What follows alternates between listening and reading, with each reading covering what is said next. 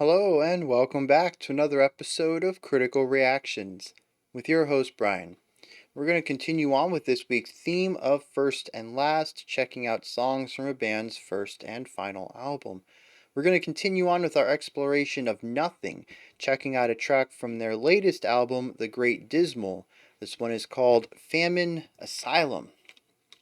We'll listen to the music, talk about what it's doing, what it's achieving, what it's saying, and then we'll do some compare and contrast with yesterday's Get Well from Nothing. So let's dive into this and see what they're bringing to the table today.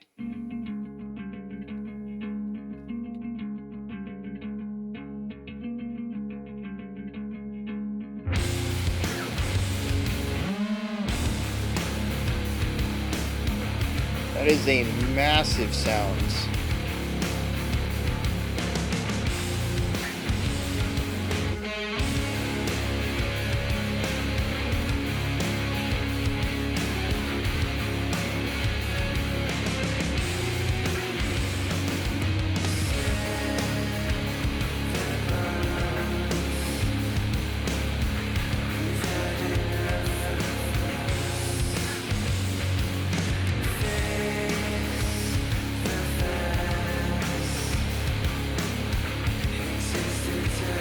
Very similar vocal production, drastically different guitar and drum production.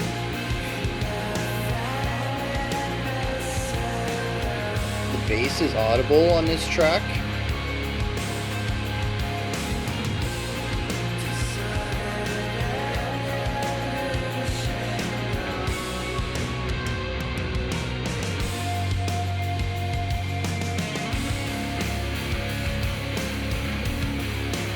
Yeah, we have two different but similar vibes already.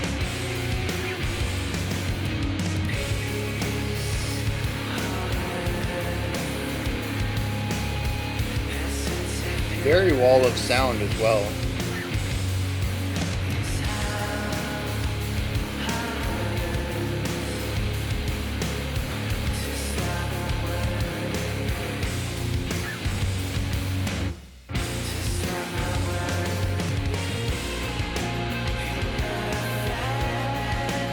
And see when we bring in the lead guitar on top, it really brings a levity despite the heaviness on our bass.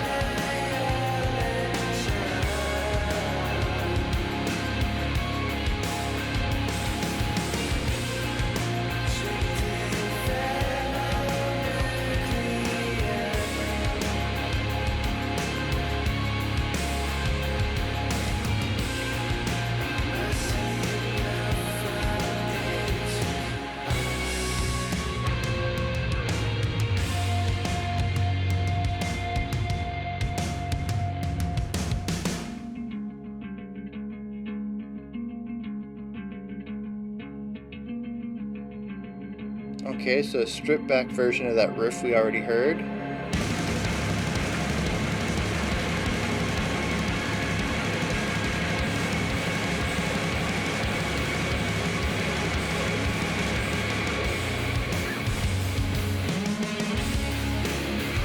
Okay.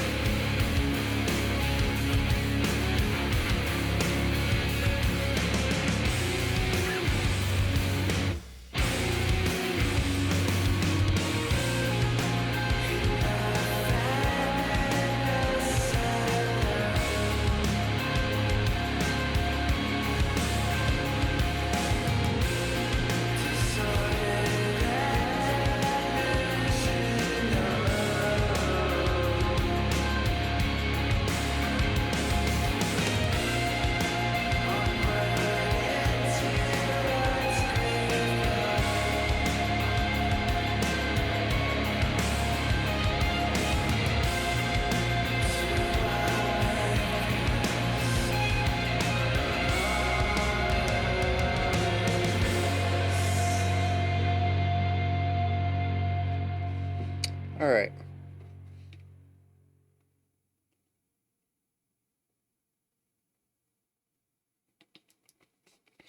Yeah, so very cool uh two tracks here.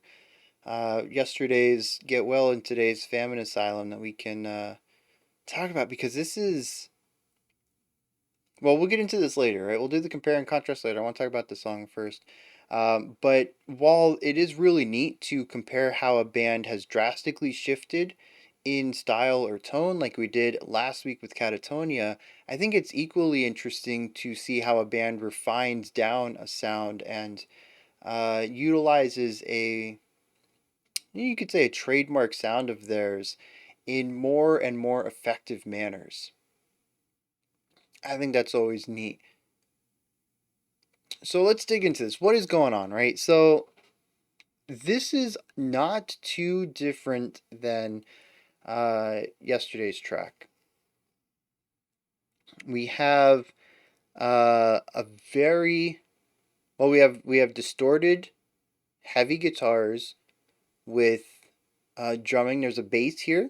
I really like the bass line. It's not super technical, and a lot of it is just kind of sitting around pedal tone a lot, but there's a little bit of movement to it, and it holds down the low end of the track, and there's also a vocal bit, and it's doubled, and it's reverbed, and it's kind of airy and very lightly spoken. It's not a lot of volume behind it or power. It's not there's proper air support to it, but it isn't powerful. It isn't like there's a lot of air pressure behind it.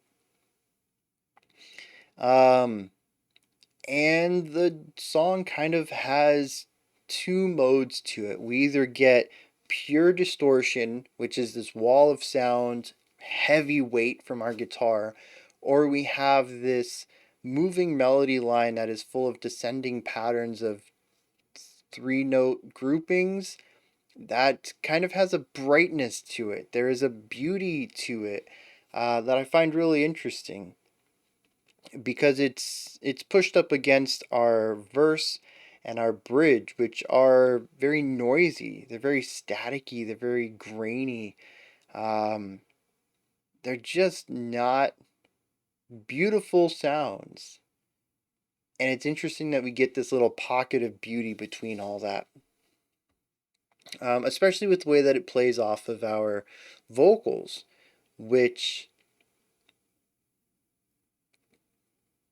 there's a really nice melody to it.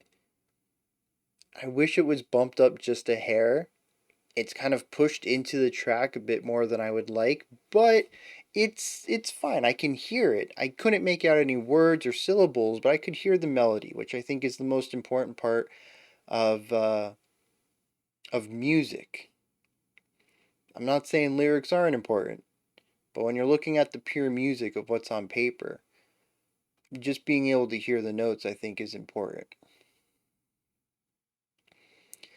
Um, and so we kind of have this back and forth between this big gritty sound, which I think at one point we even just kind of stuck on a single chord, um, because our verse proper, when we have vocals going on, um, has some chordal movement to it. But I think it was after after our first chorus, leading into our second verse, where it was just like one tone, just like sitting here and just like really feeling the weight and power and width of this guitar tone.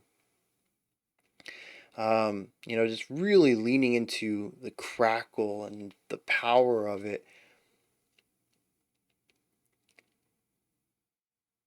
It's interesting that we have that little pocket there. We have weighty movement, we have melodic movement, and then we have weight. We wait in the weight. Then we go back to our weighty movement and then our melodic movement, and then we enter into the first major shift. We have a stripped down version of what I think was our chorus idea. But eventually, We get a snare roll, I think, over it really quick, and this rising wall of guitar noise, and just static, and noise, and chaos, and just all sorts of fuzz. And when it's about to build to a head, like the top 10% gets carved away, they kind of come down, and we get left with that wall that our chorus is at. And it kind of feels like there's space to breathe over it now. That space was always there. You go back to the first or second chorus and it's there. It's not like it's filling up the sound sphere like we do on the bridge, but you don't really notice it's there until it gets filled up and pulled away. And I think this is really interesting that we have these pockets of, well, I guess we can call them dissonance from the momentum, right? Even with our heavy, weighty verse, we're still moving. We have a chord progression. Our vocals take us somewhere. There's a flow to the melody that pulls us to the next bar. And our chorus, definitely. We have our vocal melody, we have the guitar line. There's a lot of stuff that pulls us into the next section. But between our first pocket of verse chorus and our second pocket, we have this section where we just kind of stagnate. And it almost feels like a precursor to the bridge, where we take this idea that is probably the brightest concept of the track and overpower it with noise and destruction. And then we let that wash away. Like these two pockets, I don't know what they mean. I don't know what they represent. I don't know why they're included, but they are key points of the track where we stop taking steps forward and we succumb to something that makes us stand in, stand still and something. We could stand still due to an amount's weight, or we could stand still in awe, taking in our environment or actions or something like that. Like it could mean a lot of things. The weight of it makes me think it's negative. The noise of the bridge makes me think it's negative. But, we could be standing still for any number of reasons. But I do think it's interesting in those sections that they step away from the established concept of the song. I mean, the verse and the chorus are the parts of this structure. Verse, chorus, bridge, chorus. Those are the two most important parts of the track. They give us the core elements of the song. They are what we reside in most often. And we have two different but similar, distinctive deviations from what our verse and chorus are collectively doing. Um, it makes me question, what's the lyrics going to be about? What is the intent of the song from Nothing's perspective? What is the purpose of these moments? They're too individual and ear catching to just kind of dismiss. Um, and that's pretty much the song. If we talk about some of the emotional aspects of it, there is weight, there's darkness, but there's beauty. And the interesting thing is that the serenity almost of the vocals, the effortless airiness, doesn't come through as dreary like it did with Nothing. There's an energy to them. I don't know if it's production, I don't know if it's vocal technique. There's still that massive reverb on them, but it's almost like they're EQ'd a bit brighter. And they don't feel as much that they drag the song down as they're trying to pull the song out. So to me, this is a song that has weight and darkness to it, but is about trying to get out of that. Almost as if the vocalist has the answers to remove themselves from the muck of the song. And every time they try, the song finds a different way to pull them back down or to force them to, reevaluate, possibly. Um, And so it does kind of feel like a tug of war to me. It feels like the positivity and some sort of darkness, some sort of weight, maybe a depression is trying to keep the vocalist down. And it's this battle of struggling against this force,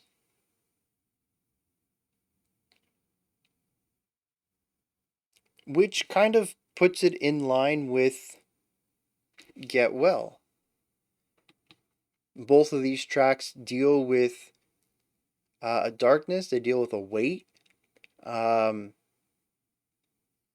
but this one seems to invert everything, where last time the darkness came from the lyrics, this time it comes from the instruments. And primarily, I think a lot of that comes down to the production. If you'll remember yesterday's Get Well, the production was odd, it was inverted.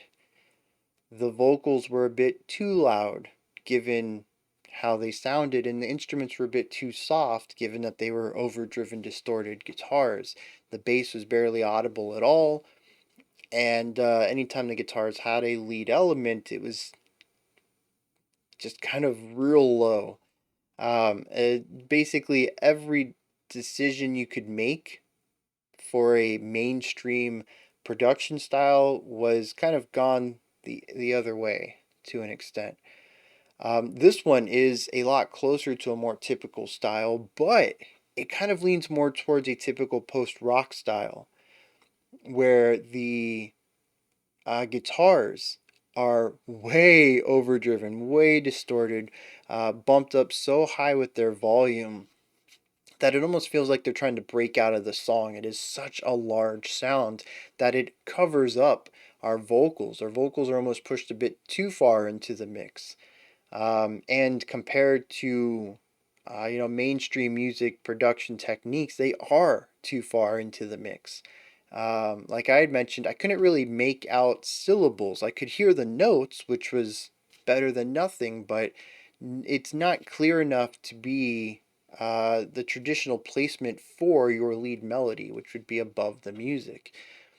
Um, it's a lot of interesting choices, which, you know, it's two songs out of their entire discography. You can't really judge a band based off of just two songs, but I do think it's interesting how in both of these, they, I'm going to assume, have chosen to uh, buck the standards of production technique and do what they feel is right. And it could just be that both of these albums follow those ideas, not specifically the production for a specific song, but just that's how the album was produced.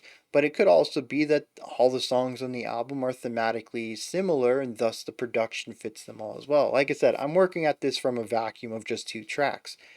But I do really appreciate how both of them have different production that both deviate from the norm in different ways. That, at least on the first one, Get Well, um, was done so in a way that tried to lean into the lyrical thematic topics. Which, speaking of, let's dive into the lyrics here for Famine Asylum and see what's going on there. Maybe we'll find that they've matured into a band that can better control how their production ties into their themes. So this is I just got that is they also have a song called Bernie Sanders, and now I'm kind of intrigued about what's going on over there. Um, this song I think is pretty on the nose in a drastic shift from Get Well's general vaguity. Is that a word? Vagueness? I think that's the word I want. It is a straightforward concept that could be applied to a lot of things. This is sort of straightforwardly told about a single concept, which seems to be about the fact that humans are kind of terrible for the planet, or at least, in the very least, we're terrible for ourselves. I mean, verse 1, I think, comes out the gate which is interesting because I had mentioned that the vocals were the bright star amongst the darkness of the track. The lyrics are not. We come out the gate, send the bombs, we've had enough of us. Face the facts, existence hurts existence. As if to say that humanity existing hurts possibly other human existence, or maybe even taken in a bit broader sense, the existence of most things on Earth. It is repeated twice as well. Face the facts, existence hurts existence, existence hurts existence, almost to really nail this point in to make sure that you've understood what they're saying. Interestingly, we hit the first time we see the chorus, but it is, well, it's shortened, but we won't find that out for a little bit. We have two lines, says, in the famine asylum, disordered and delusional. And then that's it.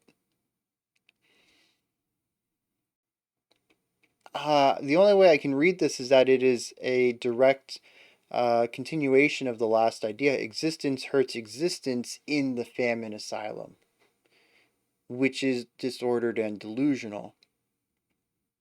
The famine asylum, I have to read, is um, a fun metaphor, a name for the human experience, where we're all kind of locked up together in these societies that we've created, and there's not enough metaphorical food to go around, which can be literal food, but can also be pretty much anything else that we are lacking of.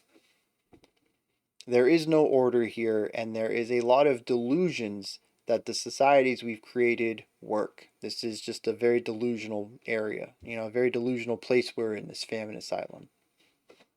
Verse 2, I think, is the least comprehensive, least comprehensible section that I'm experiencing, primarily because it is the most vague.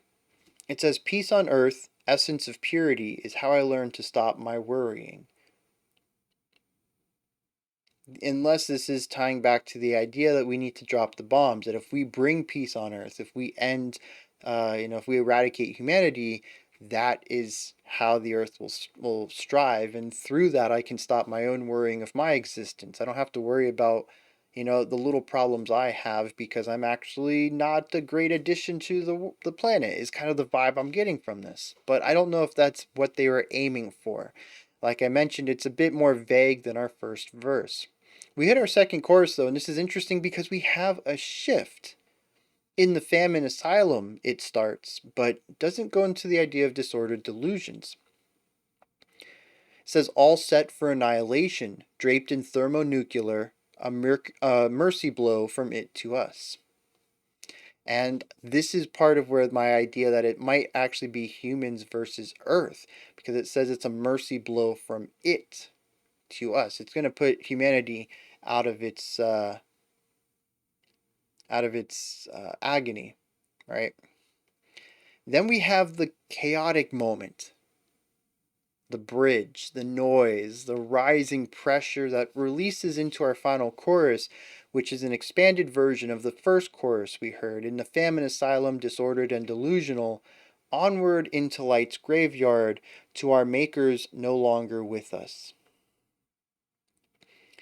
Which could mean a lot of things. We can look at a very physical maker, our ancestors who are no longer with us, but we can also look at it as more of a spiritual one, that the people who made us, the gods and deities who have crafted us and left us here, are now gone. They're not with us anymore, and we're left to our own human devices, which, if you look around, according to the song, hasn't been great. And I think that's what this track is about. We're all so worried about our own personal lives when they're so small and insignificant to the dangers and damages that are happening to the planet as a whole. And this is calling for the erasure of humankind entirely for the benefit of the planet and nature and pretty much everything else that is here.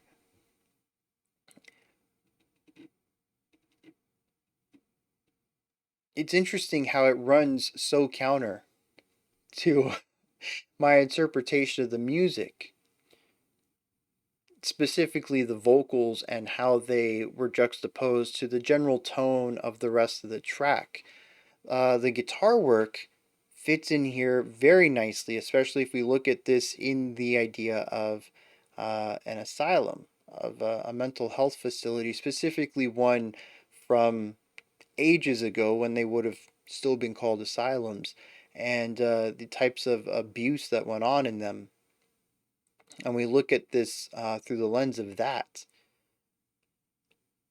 The music talks, or yeah, the music speaks of, musically, not linguistically, of stagnation, of weight, of destruction, of auditory damage. There is a lot of components in here about trying to, like I had mentioned, the guitar is trying to break out of the song itself. It is such a large sound.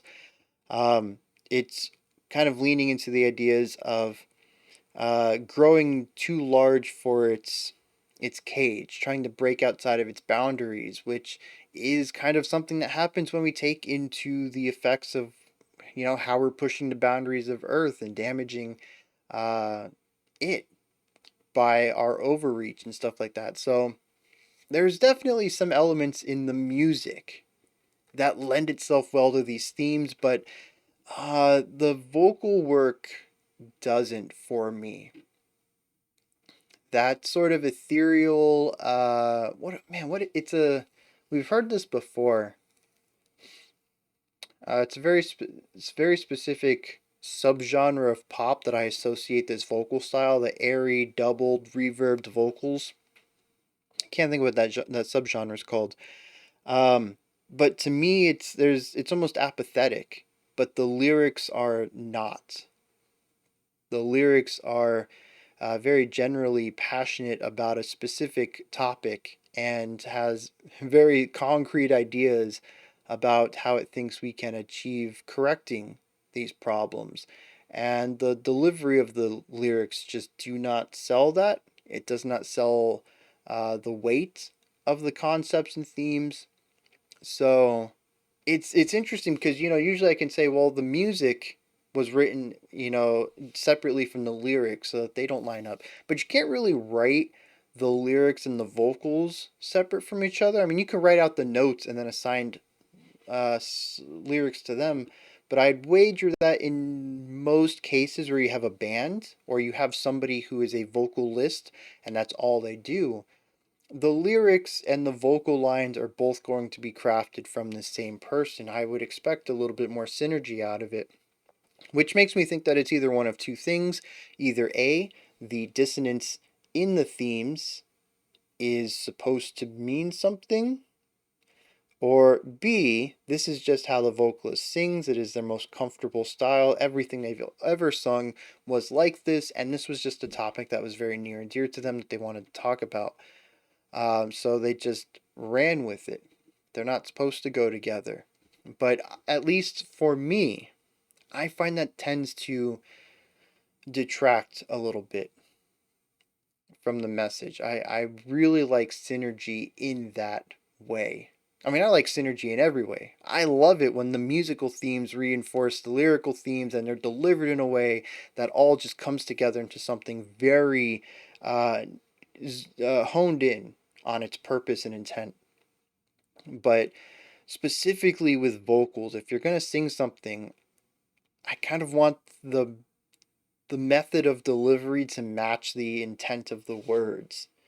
It always feels weird to me when they don't. Even more weirder than, when you have a happy song with sad lyrics or something like that. Um, not this isn't, a jab at the vocalist or the band or anything like that. It's a very strange situation to me where we have such aggressive vocals with such apathetic, or sorry, aggressive lyrics with such apathetic vocals. those are my thoughts on Nothing's Famine Asylum. This is where y'all come in. Let me know what you thought of this track, if you enjoyed it or not, anything that stood out to you, anything you'd like to add on to what I said or correct me on. Let me know down in the comments. Above the comment section is a description box where you'll find a link to Linktree. It takes you to this menu right here. It has links for everything related to the channel. You can find my music, you can find a link to the Discord server, you can find ways to support the channel, and so much more. Above that, if you could, like, subscribe, and ring the bell. I greatly appreciate all three of those. We have a special selection coming up next. Otherwise, I'll be back tomorrow. We're going to look at our final band for first and last. I don't even remember what the band is. Oh, Therion. I think. Yep. Check out Therion. I recognize the name. I think we've heard a song from them before. But this will be interesting. I mean, they all are interesting, right? You get to listen to where a band started and where they ended up and how they got there, how they refined a sound or explored a new one. All right, until next time, remember to be critical, not cynical of the music you listen to, and have a fantastic morning, afternoon, or evening whenever you choose to watch my videos.